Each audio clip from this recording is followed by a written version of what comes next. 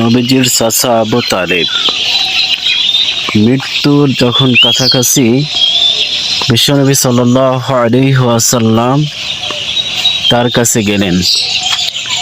গিয়ে দেখলেন সেখানে বসে আছে আবু জেহেল এবং উবাই ইবনে খালফ। বিশ্বনবী সাল্লাল্লাহু আলাইহি ওয়াসাল্লাম তার চাচাকে কালেমা পড়তে বললেন।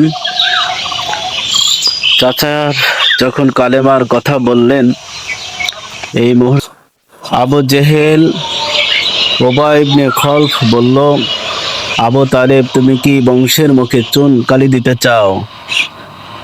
মক্কার লোকেরা বলা বলি করবে আবু তালেব মৃত্যুর সময় কালিমা পড়েছে, বংশের চুন কালি দিয়েছে। নবীজি সাল্লাল্লাহু আলাইহি ওয়াসাল্লাম তিনি বললেন যে আপনার জন্য আমি অতক্ষণ পর্যন্ত ক্ষমা চাইব আল্লাহ তাআলার কাছে যতক্ষণ পর্যন্ত আল্লাহ তাআলা আমাকে নিষেধ না করে।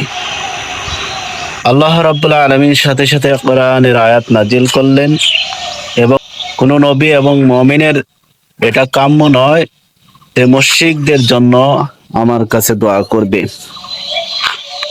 আল্লাহ তাআলা আরো বললেন, হে নবী, আপনি যাকে ইচ্ছা হিদায়াত দিতে পারেন না, হিদায়াতের মালিক আমি আল্লাহ, আমি যাকে ইচ্ছা আমি হিদায়াত দান করে থাকি।